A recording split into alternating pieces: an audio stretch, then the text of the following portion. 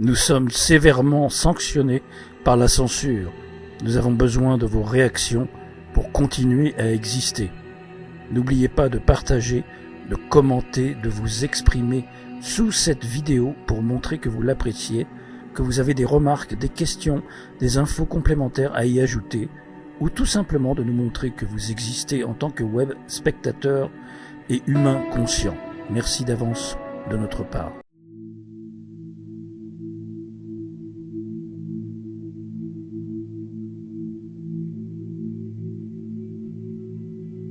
Bonjour mon cher David. Bonjour Marc. Bonjour. Bienvenue à Rouen pour la troisième fois je crois cette année. Je ne suis pas. Je ne sais plus mon ami. Il faut que je regarde le calendrier. En tout cas, merci à tous d'être là aussi. Et puis d'être toujours debout, malgré tout. Il s'en est passé des choses depuis qu'on se connaît avec Marc. C'est, on va dire, presque 10 ans qu'on se connaît. Oula, oui. Il s'en est passé des choses. Et finalement, c'est une époque, si on enlève les oripeaux de l'abattage, de la tristesse, de la guerre, de la manipulation, je ne sais pas ce que tu en penses, mais je ne sais pas ce que vous en pensez, mais je trouve que c'est une époque, à un certain point de vue, passionnante. Passionnante et à la fois désespérante. Et c'est vrai que tous les espoirs qu'on avait, des fameuses pelures et couches d'oignons du faux espoir, en fait, nous amènent au thème que nous allons aborder aujourd'hui, qui est à quel point sommes-nous manipulés et quelles sont nos ressources pour s'en sortir, mais pour avancer.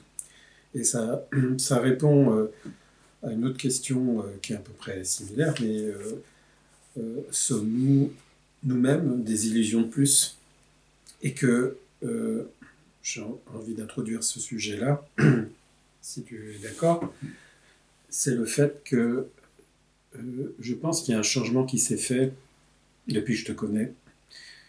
Je trouve qu'il y a une certaine époque, on se posait la question de savoir, il n'y a pas si longtemps d'ailleurs, sommes-nous des illusions, nous-mêmes, les dissidents, manipulés par un système, on va dire, cybernétique, qui oppose des solutions fausses, alternatives, ou qui fait croire à des issues possibles, ou à un développement personnel où tout est possible.